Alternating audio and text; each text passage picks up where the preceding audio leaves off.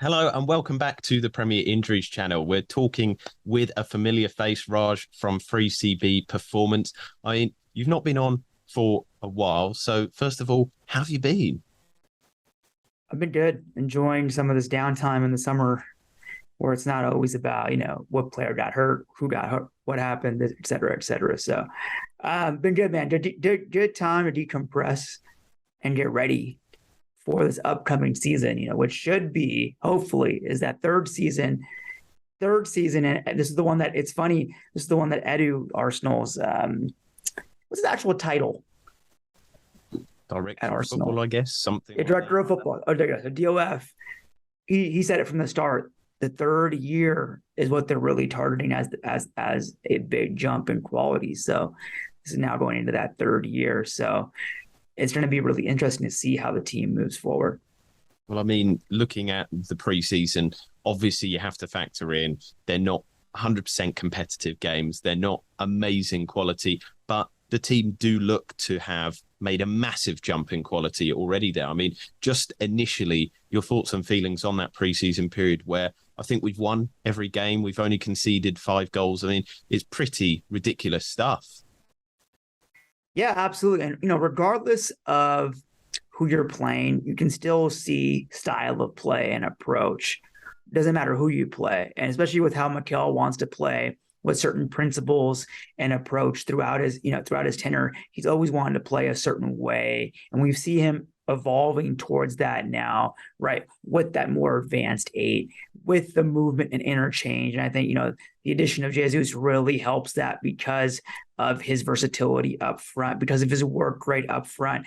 I mean, the amount of balls he's already followed into the box might already exceed Lacazette for the last 5 years. And that's not a knock on Lacazette. I mean, Lacazette is a different type of player, but Jesus, just his movement and his anticipation and his timing, you can just see how much it unlocks for this Arsenal team. Because the approach with Arteta, I believe he wants, and we've talked about this, he wants versatility. He wants guys who have high footballing IQ, who have high work rate on both sides of the ball, guys who can interchange and create problems for the opposition. Doesn't matter what they're presenting to you. And that's what we're seeing with this team. For example, versus Chelsea, if I'm not mistaken, Tuchel had to change his formation at halftime because Arsenal were all over them in the first half, right? And that's what Mikel wants. He wants to have the personnel who's going to force you to adjust after he's prepared for the team, and then not just adjust, but then control the game as well. So I think, the approach is it's the same approach we actually saw when the club had a starting 11 last season, right? Versus City, especially. To me, that was, I think, arguably you could say that was one of the top three best played games of any team in the Premier League. And even I think Pep was asked about it weeks later, and he was like, that's probably the hardest game we faced because we had no solutions to the problems that they were presenting us. Yeah, well, let's talk about the tactics of the team then. For some people that may have not watched Arsenal before or what you've observed over this kind of preseason period, do you think that there is going to be much of a stylistic difference? I mean, I think, again, harkening back to what we saw versus City, what we saw when the team had a starting 11, you're going to see more of that possession-based approach with that advanced eight. Like Xhaka was getting into far more advanced positions when the club had that defensive security behind them with that three-man buildup. And also, I mean, preseason, we haven't even seen Tomiyasu, who's arguably the most defensively secure player in the team, right? So that having that back line and having center mids that you trust with your positioning. And then, of course, you have Zinchenko as well now, whose defense positioning can be questionable at time. I think that's probably his biggest weakness is his defensive ability. But when you have players like a Xhaka, like a Partey, who you trust positionally to cancel out transitions, it allows you to play in a more advanced style, progressive style, and dominant style of football. Well, this is the thing as well is, kind of people will look at the formation 4-2-3-1 and they kind of assume that that's how the team plays through the match. But we've seen in pre-season, And we have seen in periods through last season as well, that realistically in that transition phase, the team go to a 2-3-5 formation with the two fullbacks joining in as inverted in the midfield. I mean, it's really exciting stuff. And, it's kind of akin to the Ajax football. What I also found fascinating as well in the preseason period was it was hard to track where the forwards were. So Jesus was starting out as an inside forward, then playing through the middle. Then he was over in Saka's position over on the right-hand side. I mean, this is really going to test some defenses, isn't it? Absolutely. I mean, you're always the more questions you can ask of a defense, the more you can keep them uncomfortable, the harder it becomes for them to defend you. And like, for example, I think I was watching back the Sevilla match, and the second goal, Jesus comes out on the left wing interchange, right? Takes the ball off his chest, plays it into the advanced Xhaka, who then centers it, and then Jesus on tracking the ball gets the goal. So that just shows, I think that to me really sums up what Mikel's looking for in his attack. You have versatility with Jesus interchanging right onto that far left side. You have Xhaka coming up, not being afraid to play an advanced role and attack that space. And then, of course, Jesus sees it right away. He makes a right foot touch to create the passing angle immediately. So you have guys who recognize things immediately rather than slowing the game down a little bit. Something I think Odegaard might have to work on a little bit. But, that's just, I think you're seeing what Mikel wants. I always go back to, I think, one of his first practice sessions with the team that December. He said, there's three things you can do offensively in football: pass into space, dribble into space, or move into space, and you do it quickly. And that's the basics of what he wants. And he wants guys who can do it really quickly and effectively in all three facets. And it's so simple, but when you do it well, it's not easy to defend. The other thing that we saw as well, I think the Sevilla game was beautiful in demonstrating all these different facets of the Arsenal game. But I love the press. We saw Saka's goal as well, coming from a high press situation. And I think this is something, you've kind of hinted at there with the Lacazette situation. Jesus, so much better at kind of reading the game with those lovely curved pressing runs rather than kind of straightforward, more easy to read. I mean, this is another bit that's going to add to the game as well, defending from the front, which will make, our defensive data improve as well. Yeah, I mean, and to your point on the soccer goal, when Jesus pressed the keeper, he pressed in a manner, he angled himself to take away that middle pass, right?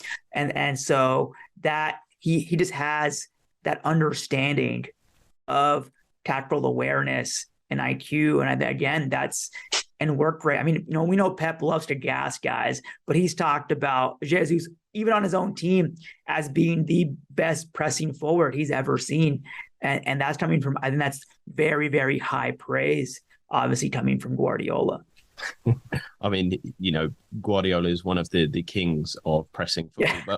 But let's look at the data then from last season. And obviously the point with some of our tactical analysis is things are going to be different. But I do want to look at the fact that, yes, we were still quite strong at the back last season, but our numbers did decrease. So what do you think was the reason for that, kind of going from the third best defense for goals allowed, moving into the kind of ninth or eighth best place in terms of defenses last season?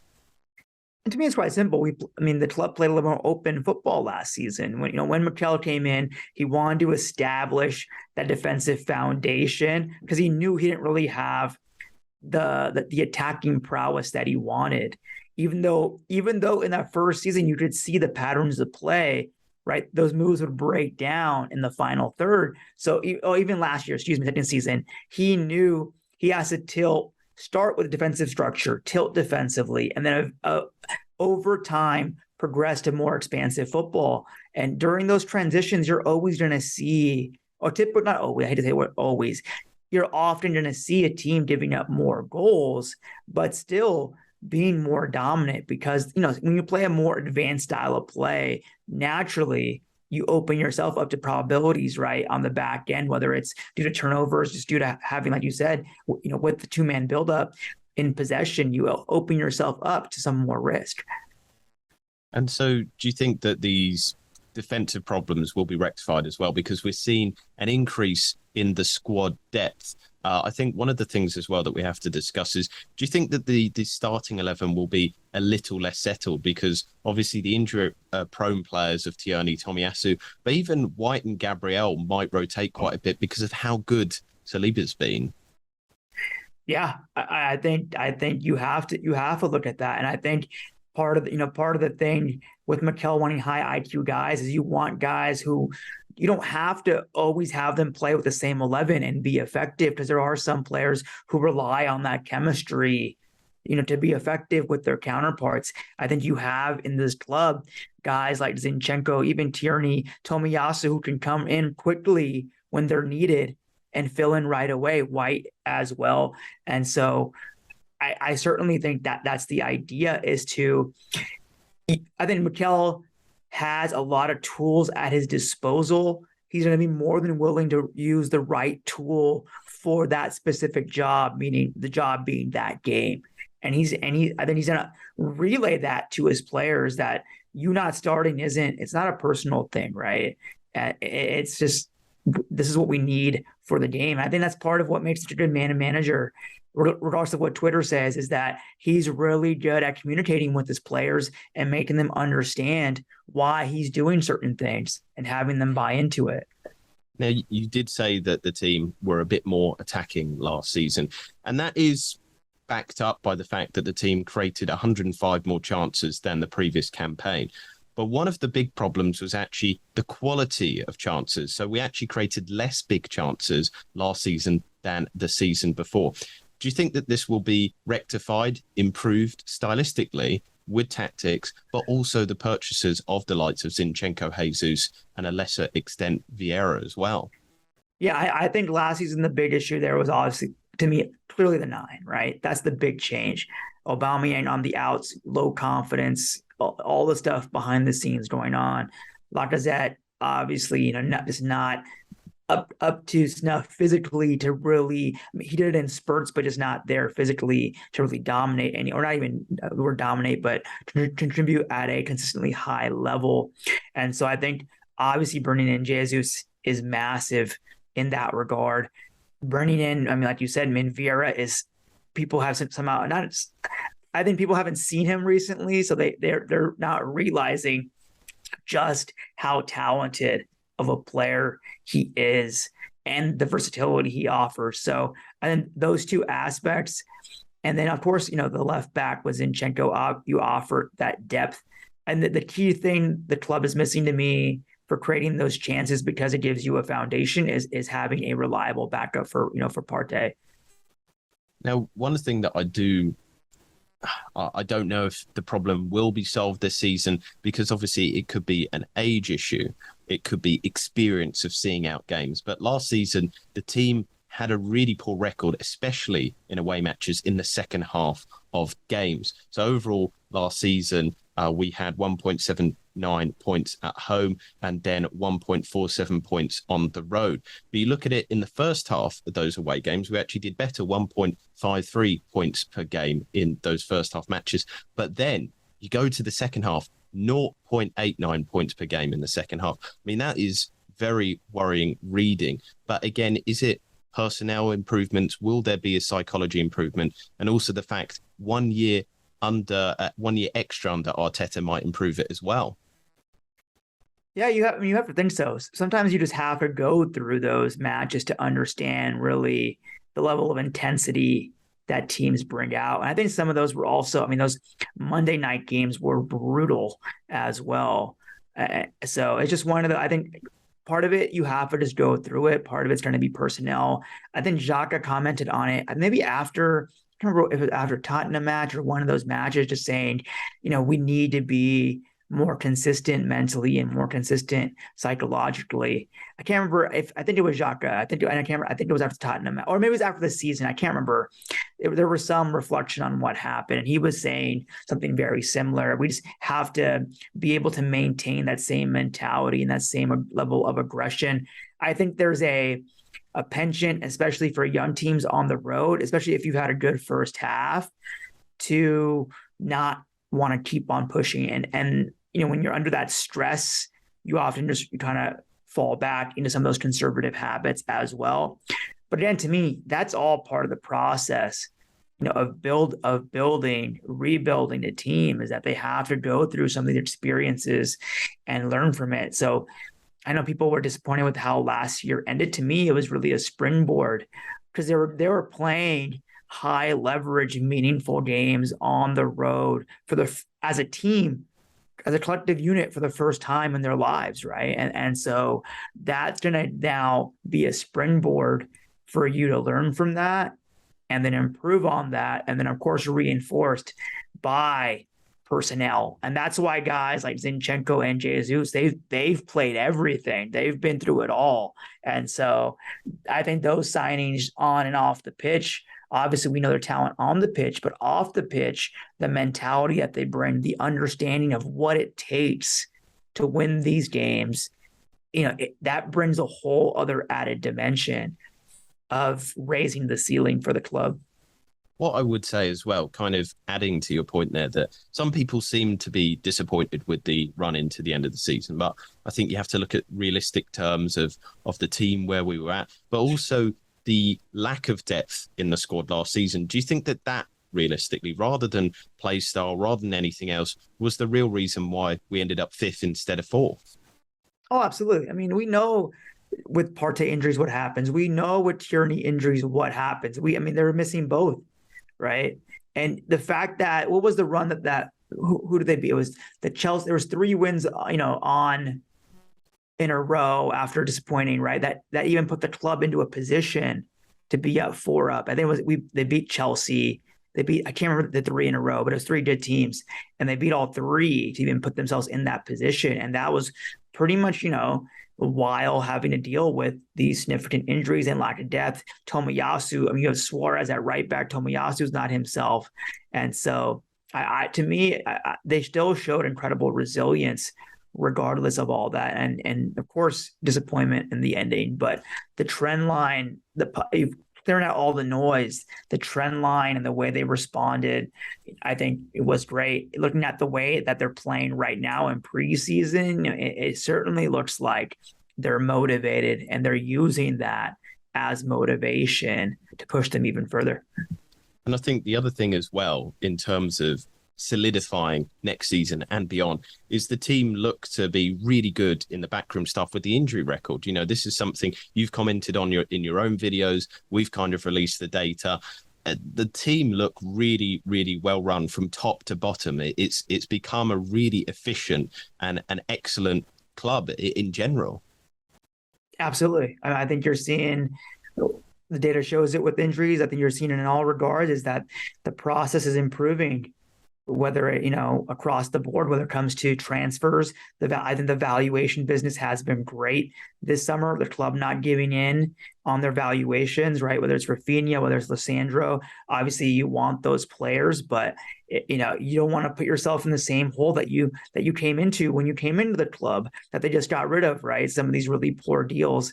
You can see with Pepe, they're trying to get rid of him as well, and so you don't shoot yourself in the foot right after you just remove the bullet. And so, and they're trying not to do that. So I completely agree with the process. Injuries we've seen just in general, they're becoming a very, very well-run organization. And, to me, honestly, it mirrors, there's so many parallels with City, because in my opinion, and people I talked to in the Premier League, City is by far the best run organization from top to bottom. Like, every single level is professional, processes organized, right? They have their goals and they know how to get there. So I certainly see that influence across the board here as well.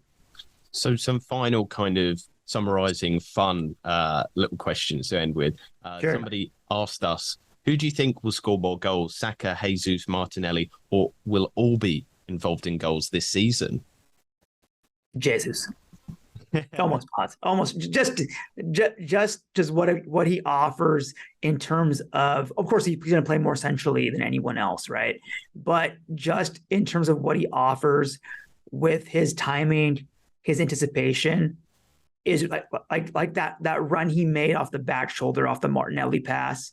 Like it was, immaculate time. He understands where to be. He's a magnet for the ball. And I think Martinelli, Saka, any other wing player, you have guys dropping in, are going to find him constantly. And he's going to be in a lot of danger zones constantly. So just from, of course, his own attribute, but then just from in terms of a number of chances created aspect, I think it'll be him. So moving on to the start of the season, we've got some nice fixtures.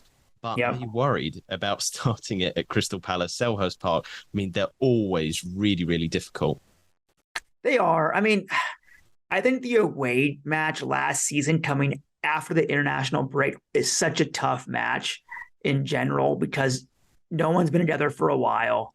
There's always that little lull period after international break, right? That first game back, and they were on it. But Selhurst Park in general is quite difficult. I think it'll be a good test, but at the same time, you also have a healthy, fit, ready starting 11 at the start of the season to go, and it's a team that's been together now, for a season. So I'd rather face them to start the year when you're not facing any other health and injury, or nothing like mid-season where you have to adapt on the fly because there's an injury. I'd rather face them at the start of the season while at relative full strength, when you're not worn down from the season. The other kind of first five fixtures are Leicester, Bournemouth, Fulham, Villa. I mean, are they pretty winnable? Yeah. Absolutely. I mean, I think the Athletic did a analysis. I think Arsenal might have like a top three easiest opening five games based on last year's data. It might be the easiest, actually. I can't remember, but I say top three because I can't exactly remember if it was the first. But yeah, I mean, those next four are all winnable. If you beat Crystal Palace or you take a point, if you beat them, you're off and running because you can I hate to say easily, but take a game by game. You should expect them to win those first five on the bounce. Then looking at Europa League, is that going to stretch the squad too much, or are we ready for that? They're readier. I think it comes down to, I still think they're looking for a couple more signings, right? I think they're looking for depth at right wing, which we know based off the Rafinha, what they were going for. You want someone who can not only push Saka competitively, but who can you're not going to replace him, but there's not a big fall off there, right? You want that. That's really the key spot now. That irreplaceable position that I see is Saka right wing. Maybe Vieira. I don't know who else can really fill that as like he does to that profile. And then of course that Partey 6-8. I think Tielemans comes in. I do think that's going to happen. I still think the Partey position, it's such a hard one to fill because there's how many guys fill that skill set in the world? How many? Like 10? So how do you find a guy who can maybe somewhat fill that skill set at a reasonable price? Or, you still do have Lokonga, and he's going to develop as well. So we'll see. It's certainly that to me is the most interesting position. I don't know if obviously they're going for left center back. I think that's obviously a position of need as well.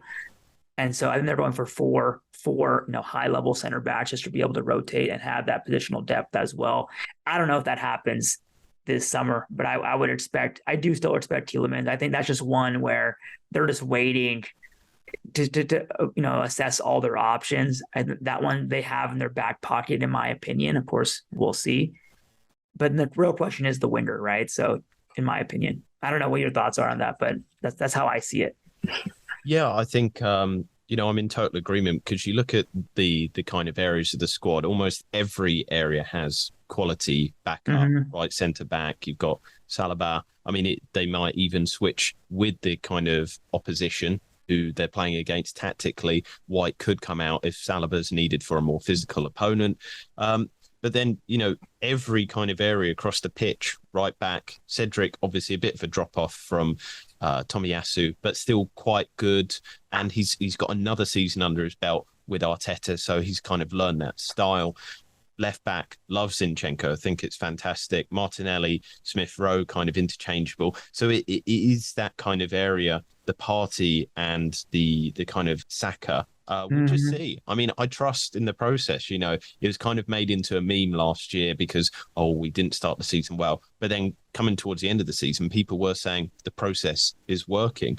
I think absolutely. The final question for you is, what is a successful season for Arsenal? Does it have to be top 4, or can it be top 5, deep into Europa League, but stylistically we're complete? You know, you can see that we will push from the next season. Yeah. First, just one thing on right back. I think having Saliba and Gabriel there now allows you to use Ben White at right back if you need to, more so than last season, where he maybe wanted to keep Ben White in the back line, right? Because he didn't have a replacement. So that's a potential short-term stopgap for that. But then going on to your next question about what makes a successful season, I think Champions League qualification has to be the next. It has to be, right? Has to be. And so I'm looking for, top 4 and then Champions League qualification. That top 4 is always going to be tough, but Champions League I've been certainly pushing, being, to me, not being on the outside looking in, meaning you try to sneak into the top 4, meaning you're in the race for it the whole season. To me, would be a very successful season, not one where you're trending towards it at the end. And then getting into champion, and then, winning. I think winning Europa League has to be a key goal this season. I mean, some of these Europa League, I don't see why that's not should be, more than achievable this season. Again, game by game, I think it has to be a goal. So competing for top 4 consistently throughout the season, winning Europa League, and then also with the depth of the team is competing more in some of these tough games that, like last season, we kind of just threw away because we knew we didn't have the depth for it, right? And so I think that, again, also has to be another consideration this season. But that's always lower down the priority compared to the league and Champions League, Champions League qualification and Europa League actual competition. Yeah. No, well, Raj, as always, people can check you out at your channel, 3CB Performance, but you'll also be back on here doing the kind of weekly injuries podcast, so people can stay subscribed and check that out. It's been a pleasure to chat to you today in terms of our team, Arsenal, sharing our mutual love for the Gunners. And, well, we will see you again very soon. Thanks for having me, man.